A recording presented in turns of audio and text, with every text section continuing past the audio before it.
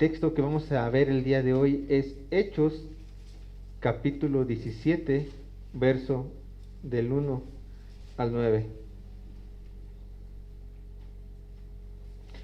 Y el título de la predicación del día de hoy es Los que trastornan al mundo. Los que trastornan el mundo. ¿Y qué es lo que veremos? Cómo la predicación del Evangelio trastorna el mundo. Realmente lo trastorna. Vamos a ver del verso 1 al verso 4 como bosquejo el mensaje que trastorna el mundo, y el verso 5 al verso 9 el padecimiento acompaña a los que trastornan el mundo. Verso 5 al verso 9 el padecimiento acompaña a los que trastornan el mundo. Y vamos a leer nuestros versos que vamos a tratar el día de hoy. Vamos a Hechos capítulo 17 verso 1 al 9. Y dice así la palabra de Dios.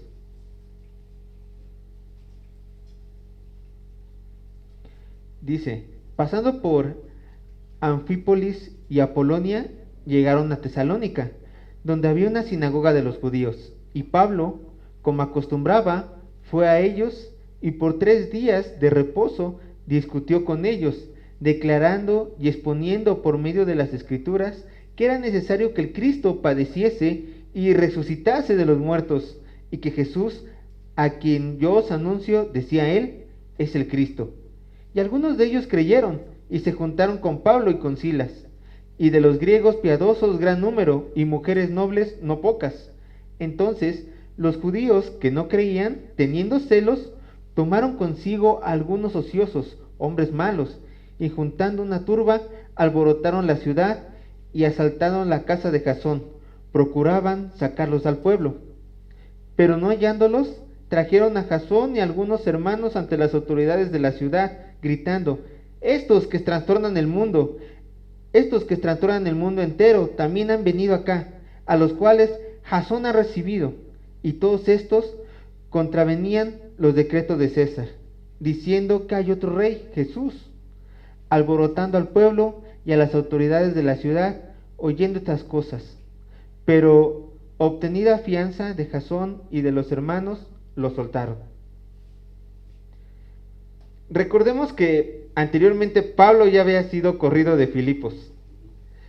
Pablo, al ser preso y que las autoridades romanas ver que él también era, las autoridades de Filipo ver que él era un romano, dijeron: no nos conviene que él esté aquí, el pueblo ya tiene una enemistad con él.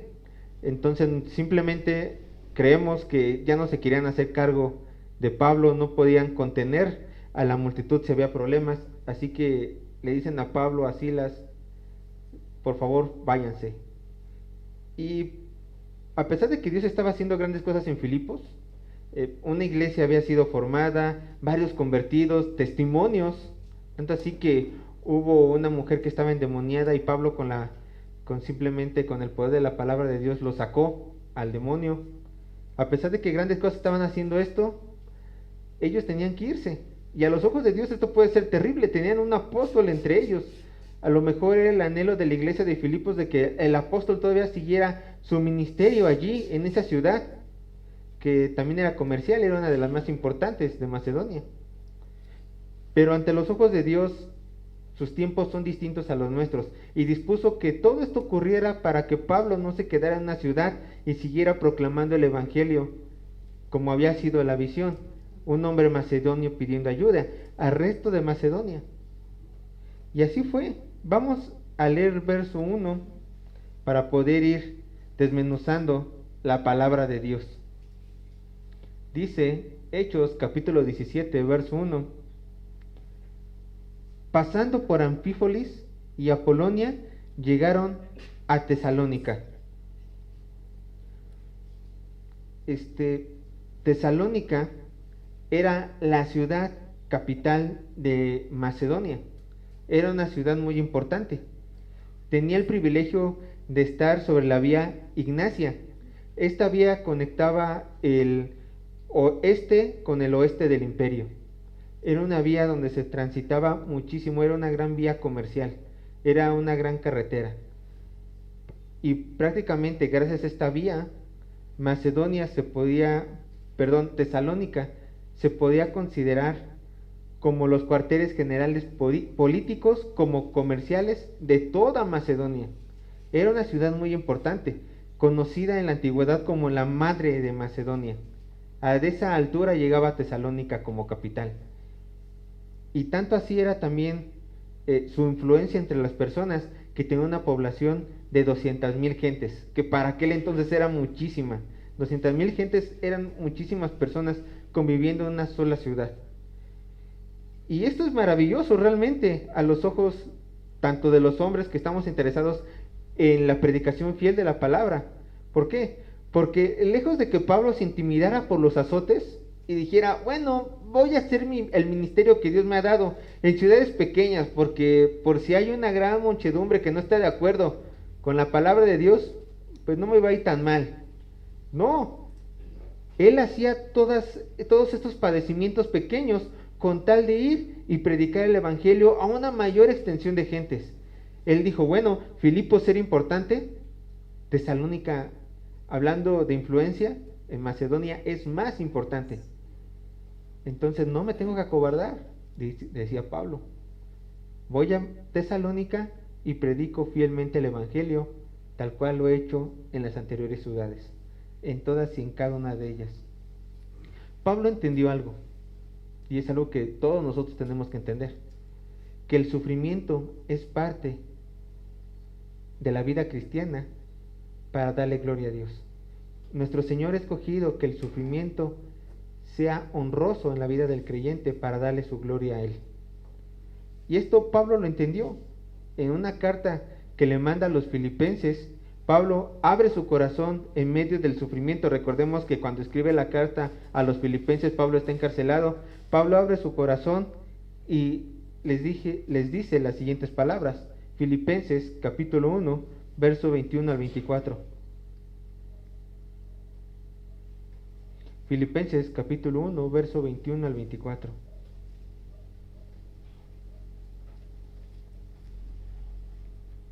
Dice así la palabra de Dios. Porque para mí el vivir es Cristo y el morir es ganancia. Mas si el vivir en la carne resulta para mí en beneficio de la obra, no sé entonces qué escoger. Porque de ambas cosas estoy puesto en estrecho, teniendo deseos de partir y estar con Cristo, lo cual es muchísimo mejor, pero quedar en la carne es más necesario por causa de vosotros. El anhelo de Pablo era complacer a su Señor, y él entendía que el sufrir era parte de la tarea. Vemos aquí, quiero estar contigo, Señor, ya quiero irme contigo, pero veo que es provechoso para tu obra, para tu gloria, que yo me quede. Y estas palabras las dijo estando tomando una taza de té en su penthouse. No, lo dijo estando en una cárcel, lo dijo teniendo frío, teniendo hambre. Les dijo a las demás personas, bueno, si me preguntan no sé qué escoger, pero es necesario que esté aquí. ¿Por qué? Para darle gloria a Dios. El sufrimiento es parte del crecimiento cristiano. El sufrimiento es parte de la gloria de Dios, de la vida del creyente. También dice el texto del capítulo 17, verso 1. Después de que nos dice Lucas que Pablo se dirigía a Tesalónica, menciona las siguientes palabras: donde había una sinagoga de los judíos. Danos a entender que al igual que en Filipos, en Anfípolis y Apolonia no se encontraba una sinagoga. Por la forma con la cual, como está escrita el texto, nos da a entender que solamente Pablo llegó a esta ciudad, se estableció para dormir y después continuó su camino hasta llegar a Tesalónica. No había una comunidad judía, y además lo más probable es de que él quería ir a la ciudad principal, porque igual como pasaba con los filipenses, si los filipenses aceptaban el mensaje, iba a ser mucho más fácil que en la región de alrededor se creyera el evangelio. Entonces, en la mente de Pablo, si en Tesalónica se acepta el mensaje, hay gente que lo acepta por la gracia de Dios, entonces es más fácil que se expanda en las demás comunidades aledañas, por la influencia social que tenía Tesalónica. Todo iba con plan. Y vamos ahora a ver el verso 2. de Hechos 17, verso 2. Y Pablo, como acostumbraba, fue a ellos. ¿A dónde? Lo que dice el verso 1, a la sinagoga. Una de las razones por las cuales Pablo predicaba primero a los judíos cada vez que entraba a una ciudad era porque si le predicaba primero a los gentiles, el corazón de los judíos se iba a endurecer. Entonces, Pablo decía, para que los judíos no endurezcan su corazón, les voy a predicar a ellos primero, y que ellos sean los primeros maestros, porque tienen un conocimiento más amplio de la palabra de Dios, que ellos sean los primeros maestros, ¿para qué? Alcanzar a los gentiles. Obviamente había gentiles que iban a empezar a estudiar, pero los primeros maestros indiscutiblemente fueron judíos, por su conocimiento tan amplio de la palabra de Dios. Esta es una de las razones, pero hay otra, por la cual Pablo siempre tenía como tradición empezar con los judíos, y era que el apóstol tenía un profundo amor por los de su pueblo, un amor muy, muy grande, tan grande para poder soportar azotes, vituperios, persecuciones. Sí, para él era muy fácil, simplemente no voy con los judíos, ya he sufrido mucho, pero lejos de irse por la tangente, por desviarse, decía, no, toda la predicación del evangelio necesita ser escuchada por toda persona. ¿Y cómo sabemos que Pablo realmente amaba a los judíos? Por favor, acompáñame a Romanos capítulo 9, verso 1 al 4. Romanos capítulo 9, verso 1 al 4. Y aquí nos vamos a dar cuenta de qué tan grande era el amor del Pablo por los de su propia nación. Romanos capítulo 9, verso 1 al 4.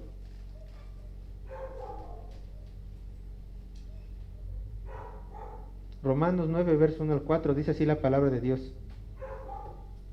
Verdad digo en Cristo, no miento. Y recuerden que está en la palabra de Dios, entonces es verdad. Verdad digo en Cristo, no miento. Y mi conciencia me da testimonio en el Espíritu Santo, que tengo gran tristeza y continuo dolor en mi corazón. ¿Por qué? Porque deseara yo mismo ser anatema, maldito con maldición, separado de Cristo por amor a mis hermanos, los que son mis parientes según la carne, que son israelitas, de los cuales son la adopción, la gloria, el pacto, la promulgación de la ley, el culto y las promesas. Pablo amaba tanto a su pueblo, al pueblo escogido de Dios Israel, que él en esta parte de la escritura, escribiendo a los romanos, decía, si se pudiera, yo me volvería anatema por estas personas. ¡Qué amor! No solamente por una nación, sino por los no alcanzados en Cristo Jesús. ¡Qué amor! De querer sacrificarse, de ser maldito para salvar almas. Y ya ocurrió algo similar, ya había alguien hablado palabras similares en el Antiguo Testamento, fue Moisés. Moisés había dicho unas palabras similares. Cuando Moisés subió por las tablas de la ley y después bajó, encontró que el pueblo estaba pecando, ya adorando un becerro de oro, y Dios iba a traer juicio al pueblo. Pero vean lo que dijo Moisés, Éxodo capítulo 32, verso 31 al 32. Éxodo capítulo 32, verso 31 al 32.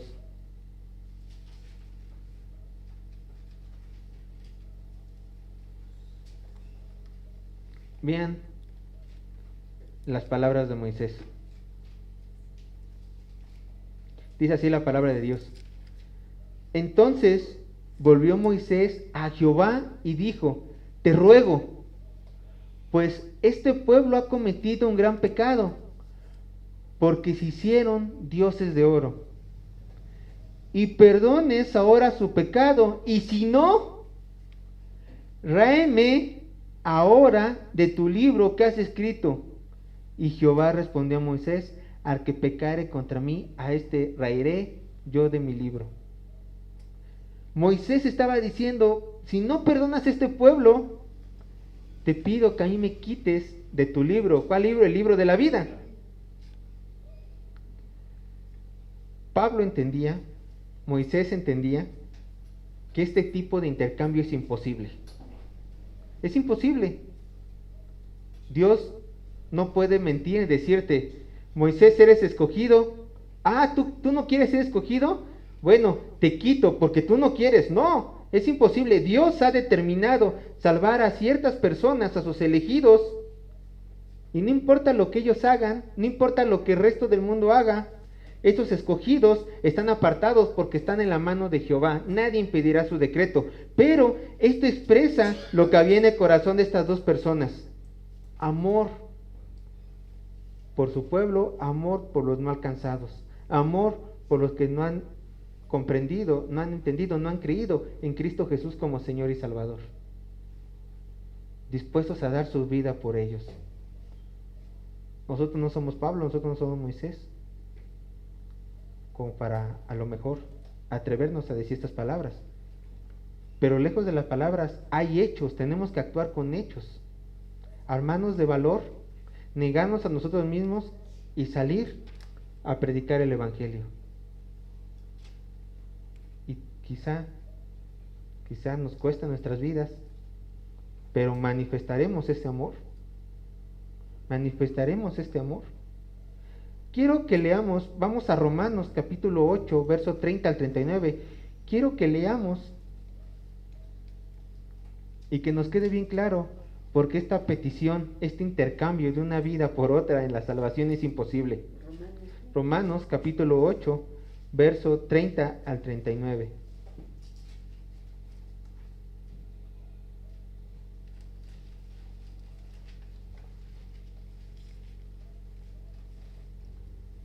Romanos capítulo 8, verso 30 al 39. Y yo quiero que lo leamos, ¿por qué? Porque aquí prácticamente Pablo arma todo un argumento para que nos demos cuenta, para que los romanos primeramente y nosotros hoy en día nos demos cuenta que nada nos puede alejar de Dios en términos de salvación. Nadie nos puede separar de Dios de nuestra salvación. Nadie ni nada. Vean lo que dice Romanos capítulo 8, verso 30. Y a los que predestinó, a estos también llamó. Y a los que llamó, a estos también justificó. Y a los que justificó, a estos también glorificó. Ya explicó la llamada cadena de oro. Ahora va a seguir dando argumentos. ¿Qué pues diremos a esto? Si Dios es por nosotros, ¿quién contra nosotros? El que no escatimonia a su propio Hijo, sino que lo entregó por nosotros, ¿cómo no nos dará también con él todas las cosas? ¿Quién acusará a los escogidos de Dios? Dios es el que justifica.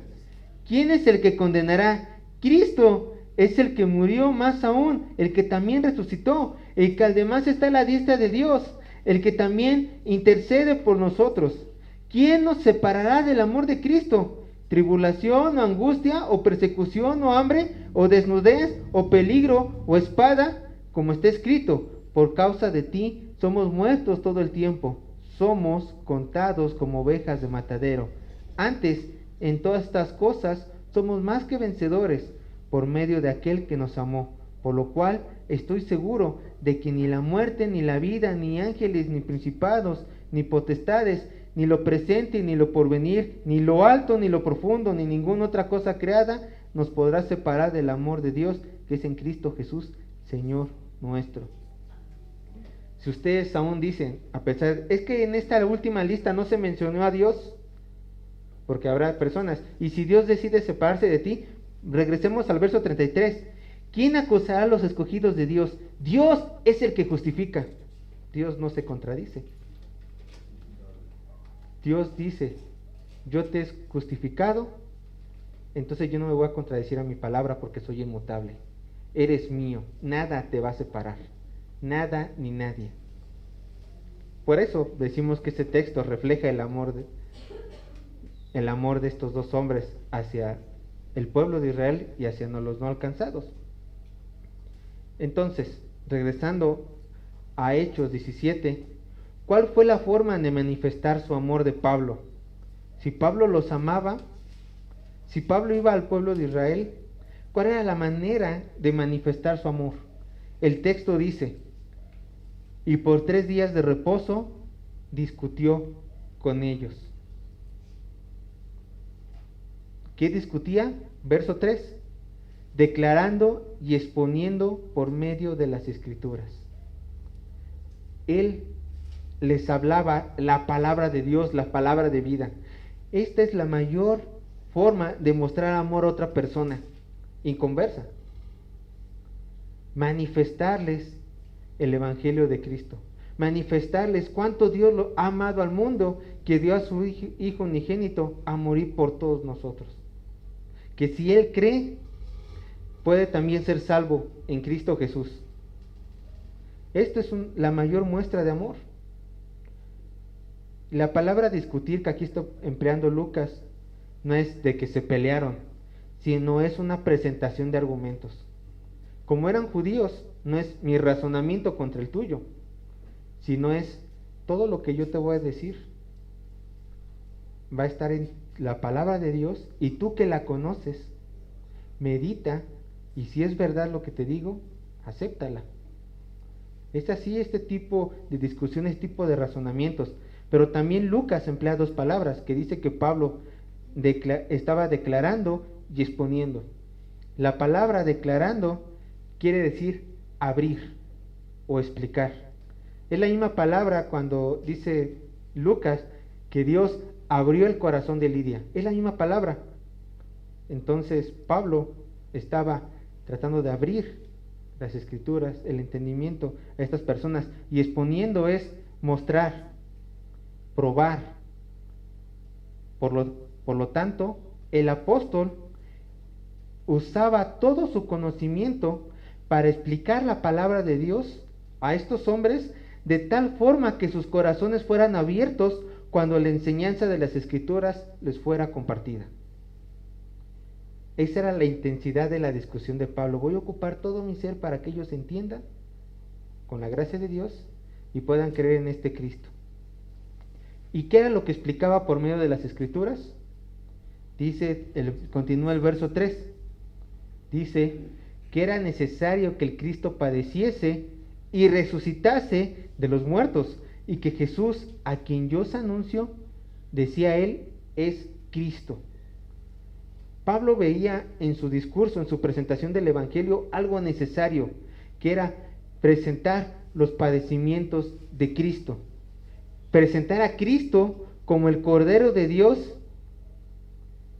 que tenía que morir para salvación de todos nosotros. Esto jamás se nos tiene que ocurrir omitir mientras presentamos el Evangelio. Cristo, su muerte necesaria. ¿Y dónde vemos los padecimientos de Cristo? En la cruz, ¿sí? Su dolor, sus azotes. Pero Él fue maldito, hecho por nosotros. Dice el Antiguo Testamento, maldito todo aquel que cuelgue de un madero. Los cielos se oscurecieron, reflejando que las bendiciones de Dios ya no iba a estar con Él, con Jesús. En Mateo 27:46 dijo Jesús, Dios mío, ¿por qué me has desamparado? En este momento, toda la ira de Dios en la cruz estaba recayendo sobre el único justo de la humanidad. Vida por vida. Alguien tenía que sufrir, alguien tenía que morir. Cristo se entregó por todos nosotros. ¿Era necesario? Era necesario. También dice en el mismo discurso de Pablo que Cristo resucitó. ¿Por qué? Porque al resucitarlo, como él no había cometido ningún pecado, al resucitarlo dio evidencia de que había triunfado sobre la muerte, sobre el pecado, dándole vida a la humanidad. Pero vamos a leer unos versos que nos hablan un poco más a profundo sobre la importancia de la resurrección de Cristo. Vámonos a Primera de Corintios, capítulo 15, y vamos a leer unos versos salteados. Primera de Corintios, capítulo 15,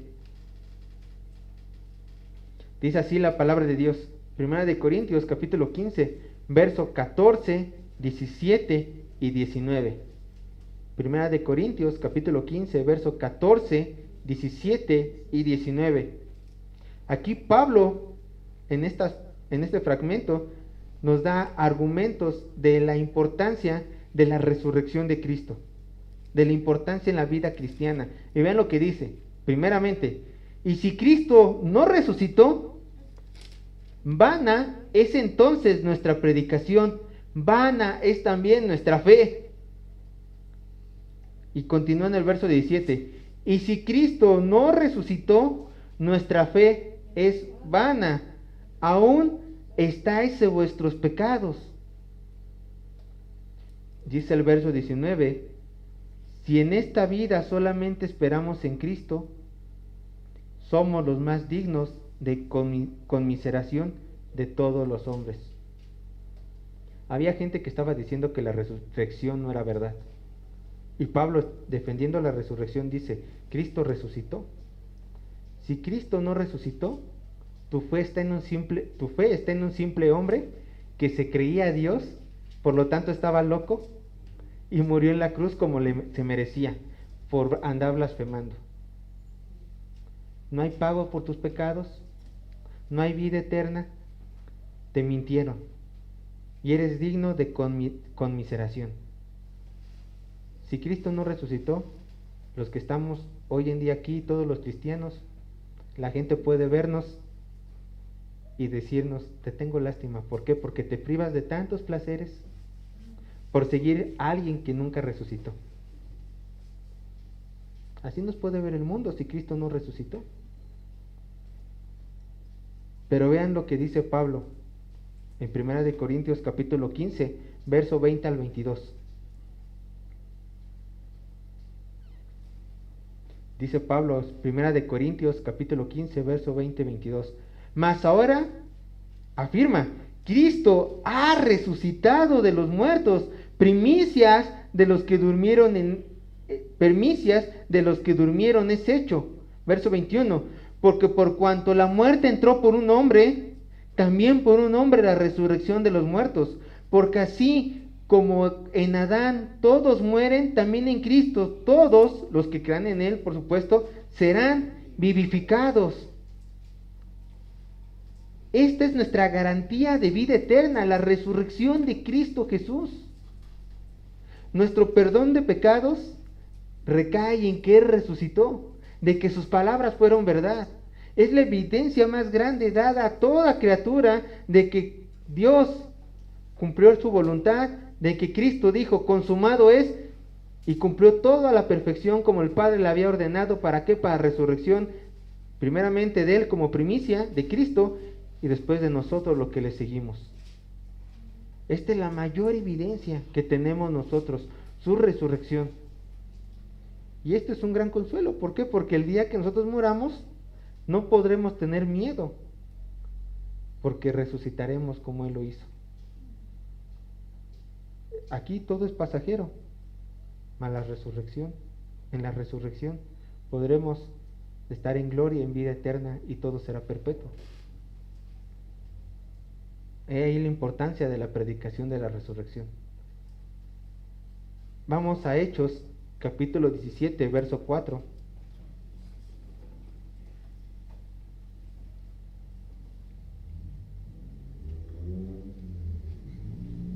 Dice así, Hechos capítulo 17, verso 4. Y algunos de ellos creyeron y se juntaron con Pablo y con Silas, y de los griegos piadosos gran número, y mujeres nobles no pocas. ¿Cuál es el mensaje que puede cambiar la mente humana, que puede trastornar el mundo? el mensaje del Evangelio: vida, muerte y resurrección. Cuando nosotros predicamos fielmente el Evangelio, Dios se place usar estos vasos de barro, usar estos vasos frágiles para llenar de vida a otros hombres. Por eso tenemos que ser fieles en la predicación. Dios, conociendo todos los defectos de Pablo, imperfecto igual que nosotros, hombre común y corriente igual que nosotros, por medio de este mensaje le plació que estas personas conocieran a Cristo Jesús. ¿Cuánto les tomó? Lidia, Dios abrió, una sola vez le compartieron el Evangelio a Lidia, ¿y qué pasó? Dios abrió su corazón y creyó. Estas personas se tardaron 3 sábados, 3 semanas, 3 días de reposo. A lo mejor un poco más en algunos otros casos, igual que nosotros.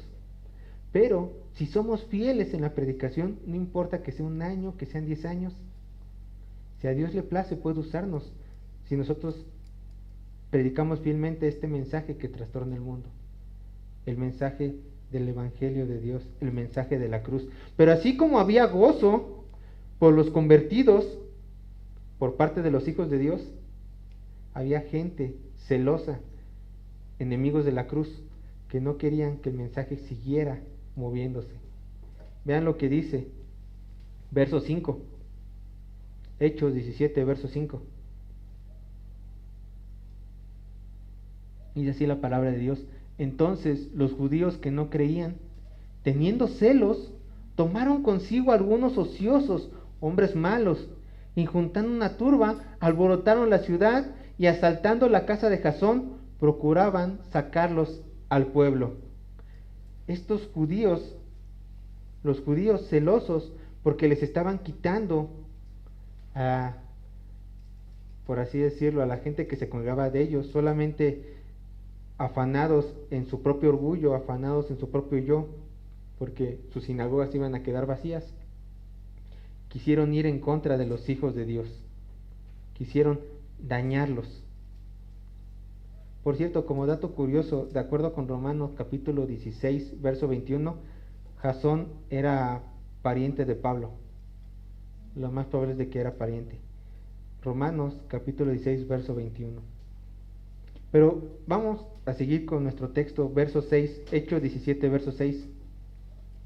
Dice así: pero no hallándolos, buscaban a Pablo y a Silas, pero al no hallarlos, trajeron ¿a quién? A Jasón y a algunos hermanos ante las autoridades de la ciudad, gritando: estos que trastornan el mundo entero, también han venido acá.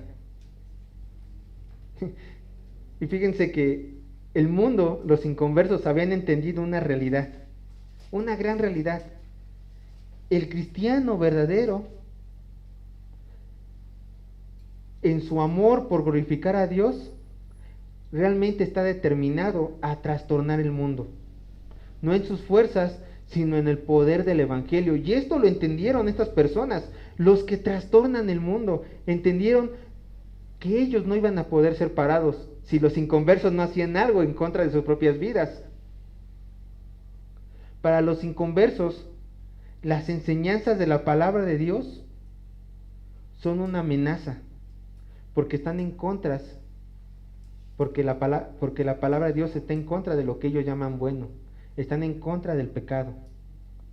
¿Y esto por qué? Porque la palabra de Dios es luz y exhibe la oscuridad que hay en los corazones de cada persona. Dice Juan capítulo 3, versos 19 y 20. Dice así la palabra de Dios: y esta es la condenación, que la luz vino al mundo, y los hombres amaron más las tinieblas que la luz, porque sus obras eran malas. Porque todo aquel que hace lo malo aborrece la luz y no viene a la luz, para que sus obras no sean reprendidas. Por eso los inconversos odian con todo su corazón a los hijos de la luz, porque los señalan y dicen: arrepiéntete. Para el diablo, el cristiano trastorna el mundo también, ya que con la palabra de Dios destruimos sus enseñanzas, destruimos sus ideologías y les mostramos a la humanidad la voluntad de Dios. El diablo, el mundo dice que el casarte, que la pedofilia es buena. Dios dice no. El mundo dice que es permitido que el hombre con hombre puedan casarse, mujer con mujer. Dios dice no. ¿Pero por qué? Porque todo esto está construido, todas estas maneras de pensar están construidas por el mismo Satanás. Nosotros la alimentamos con nuestro pecado, por supuesto. El humano la alimenta con su pecado. Pero Satanás es el que ha orquestado todas estas maneras de cómo blasfemar en contra de Dios. Y el hombre le gusta, odia a Dios por naturaleza. Pero para eso estamos sus hijos, para trastornar el mundo y decir, así no es. Segunda de Corintios, léanlo por favor. Segunda de Corintios, capítulo 10, verso 3 al 5. Esta es nuestra batalla espiritual. Segunda de Corintios, capítulo 10, verso 3 al 5. Aquí se nos muestra nuestra verdadera batalla espiritual. No hemos sido llamados para andar echando demonios a diestra y a siniestra, pero a esto sí hemos estado llamados. Dice la Escritura, pues aunque andamos en la carne, no militamos según la carne, porque las armas de nuestra milicia no son carnales, sino poderosas en Dios para la destrucción de fortalezas, derribando argumentos y toda altivez que se levanta contra el conocimiento de Dios y llevando cautivo todo pensamiento a la obediencia a Cristo. Estas fortalezas que se mencionan aquí en la palabra no son fortalezas reales, sino son formas de pensamiento. Y nuestro trabajo es derribarlas ¿con qué? Argumentos con la palabra de Dios. ¿Quién hizo estas fortalezas? El diablo. ¿Quién se aferra a ellas? El hombre caído. Nuestro trabajo es amar a los inconversos y derribar esas fortalezas para que ellos puedan acceder a la verdad. Ese es nuestro trabajo, esa es nuestra guerra espiritual. Volvamos a nuestro texto. Verso 7. Dice así la palabra de Dios. Hechos 17, verso 7. Siguen acusando a estas personas, a los cuales Jasón ha recibido, y todos estos contravienen los decretos de César, diciendo que hay otro rey, Jesús. Esto era grave. Ellos se le estaba acusando de estar, en algún sentido, en complot contra el emperador del Imperio Romano, porque estaban diciendo hay otro rey, que es el rey Jesús.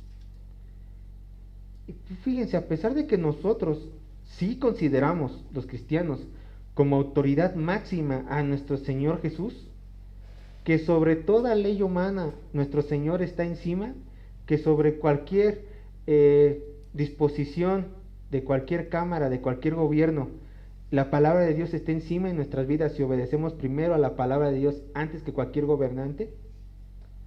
También es una realidad que nuestro Dios nos manda a honrar a nuestros gobernantes y ver por ellos en oración.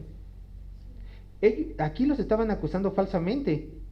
Estaban acusando falsamente a Pablo, a Silas, a Jasón y obviamente a los otros cristianos que agarraron. ¿Por qué? Porque a pesar de que ellos sí decían que Cristo es el Rey de Reyes y Señor de Señores, recuerden que Jesucristo mismo dijo que su reino no estaba aquí en la tierra, que estaba en los cielos. Vean lo que dice 1 Timoteo con respecto al sometimiento que nosotros tenemos a nuestras autoridades. 1 Timoteo capítulo 2, verso 1 al 3. Pablo exhorta a esto. El hecho de que nosotros proclamemos Rey y único gobernante digno de toda confianza y alabanza a Jesús, no quiere decir que no veamos con respeto a nuestras autoridades aquí en la tierra. Dice, exhorto ante todo a que se hagan rogativas, oraciones, peticiones y acciones de gracias por todos los hombres, por los reyes y por todos los que están en eminencia, para que vivamos quieta y reposadamente en toda piedad y honestidad, porque esto es bueno y agradable delante de Dios nuestro Salvador. El hacer oraciones por nuestros gobernantes es bueno y agradable delante de Dios. Y ahora en Romanos capítulo 13, verso 1 y 2, vean lo que dice. Dice esto Pablo, Romanos 13, verso 1 y 2. Sométase toda persona a las autoridades superiores, porque no hay autoridad sino de parte de Dios, y las que hay por Dios han sido establecidas. De modo que quienes se oponen a la autoridad, a lo establecido por Dios resiste, y los que resisten acarrean condenación para sí mismos. Romanos capítulo 13, verso 1 y 2. Dios nos manda que nos sujetemos a nuestras autoridades. Si nosotros decimos, es que no me quiero sujetar a mi autoridad porque es una autoridad injusta, los romanos estaban empezando a vivir persecución. Sus vidas estaban siendo perseguidas por la misma autoridad romana. ¿Qué hacemos, Pablo? Sométete. Aunque me maten, sométete, da testimonio de que eres hijo de Dios. Y recuerden que la palabra de Dios es viva, eficaz, suficiente para los cristianos de antes, del pasado, para los cristianos del presente y para los cristianos del futuro. Nos dice, sométanse, oren por ellos. Por eso en 1 Timoteo Pablo dice, oren por ellos, oren por los reyes. ¿Para qué? Para que Dios obra en sus corazones y podamos vivir con paz. Podemos vivir con paz, quietamente. Es una realidad que muchas veces, y esto es parte de la pecaminosidad del hombre, que no nos gusta someternos a nuestras autoridades. No nos gusta. No nos gusta que a lo mejor, digamos, el gobierno del día de hoy, yo no estoy de acuerdo con él. Digan muchos, no estoy de acuerdo con el gobierno del día de hoy. Y puede ser que sí, en verdad, hay datos brutos que podemos nosotros ver y decir, bueno, este gobierno actual, el pasado, es bueno, no es bueno. ¿Por qué? Porque hay datos brutos, hay números.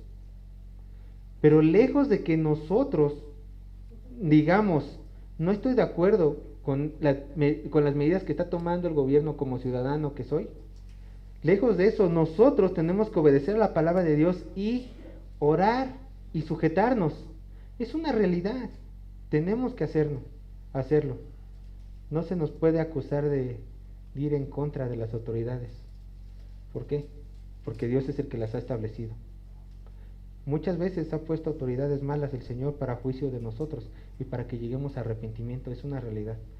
Y permite que naciones enteras caigan con un mal gobernante. ¿Para qué? Para que le glorifiquen, para que le busquen a Él. Y en muchas ocasiones también se ha visto que Dios ha permitido buenos gobernantes. ¿Para qué? Para que la gente prospere y diga, tenemos un Dios bueno y todopoderoso. Pero nuestra labor como cristiano es orar por ellos. Estemos o no de acuerdo con sus posturas, estemos o no de acuerdo con las decisiones, pero tenemos que orar por ellos. Orar por ellos. Y bien, después dice el verso 8 y 9 de Hechos 17. Hechos 17, verso 8 y 9. Dice así la palabra de Dios para terminar. Y alborotaron al pueblo y a las autoridades de la ciudad, oyendo estas cosas. Pero obtenida fianza de Jasón y de los demás, los soltaron.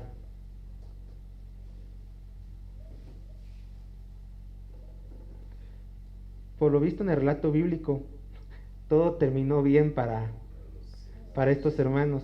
De hecho, hay una palabra aquí en el verso que da a entender cuando los sacaron, dice literal, los arrastraron. O sea, los arrastraron, debió de haber sufrido, los llevaron a la fuerza, El verso 8, todo el pueblo se alborotó, pero no murieron, no se nota que haya padecido azotes o algo por el estilo, sino simplemente pagaron la fianza y los dejaron libres. No hubo más problemas más que un susto aquí, y que los hayan arrastrado, obviamente también los jalonearon. No hubo problemas. ¿Estos hombres sabían que ese día su fe iba a ser probada? ¿No? Y fue probada fuertemente. ¿Por qué? Porque los estaban acusando de hacer casi un complot en contra del emperador. Y los iba a llevar a muy probablemente a padecer en su vida algo injusto. Pero ellos seguían diciendo, sí, Cristo es rey. ¿Cuánto tiempo llevaban estas personas de cristianas? 3 días. A lo mejor 3 semanas, un poco más. Y su fe fue probada automáticamente después de 3 semanas. Jasón junto con los otros. Ninguno está exento a este tipo de pruebas. Ninguno de los que trastornamos el mundo con la palabra de Dios estamos exentos a estas pruebas. Tarde o temprano, en nombre de Cristo, nuestra fe va a ser probada. Recordemos lo que Jesús le dijo a Pedro en Lucas 22, versos 31 y 32. Dice así: dijo también el Señor: Simón, Simón, he aquí Satanás os ha pedido para zarandearos como a trigo, pero yo he rogado por ti que tu fe no falte, y tú, una vez vuelto, confirma a tus hermanos. Satanás pidió a este hombre. ¿Satanás pidió a Jasón y a los otros hermanos? No sabemos. Pero pasaron un momento de prueba donde simplemente ellos no echaron abajo el nombre de Cristo. Nosotros en cualquier momento podemos padecer una prueba en su nombre. Y tenemos que soportar el día malo. Así como Jesús oró para que la fe no le faltara a Simón, Cristo también ora por nosotros. El Espíritu Santo intercede por nosotros para que en esa hora nuestra fe no falte. Pero en medio de cualquier prueba, nosotros tenemos que estar preparados. Perdón. ¿Cómo? Para terminar, les mostraré cómo podemos estar preparados en el día de la prueba. Por supuesto, eso tiene que ser antes. Oración, meditación en su palabra, un corazón agradecido por las circunstancias. Gracias, Padre, porque me permites padecer esto. Y una convicción de querer hacer su voluntad. Repito, oración, meditación en su palabra, un corazón agradecido, una convicción de querer hacer su voluntad. Esas son las maneras de cómo nosotros podremos soportar la prueba. ¿Y por qué no? Puedo añadir una quinta: convivencia con la iglesia, porque somos un cuerpo. Podemos orar unos por los otros, aconsejarnos, animarnos y así pasar esa prueba como Dios quiere que la pasemos. Oración, meditación en su palabra, un corazón agradecido, una convicción de hacer su voluntad, comunión con los santos. Y quizá el Señor nos aparte de unas pruebas, quizás sea su voluntad, otras dejarnos, quizás en algunas podemos pagar una fianza, quizás en otras no, pero que se haga su voluntad en nosotros. Vamos a orar para terminar.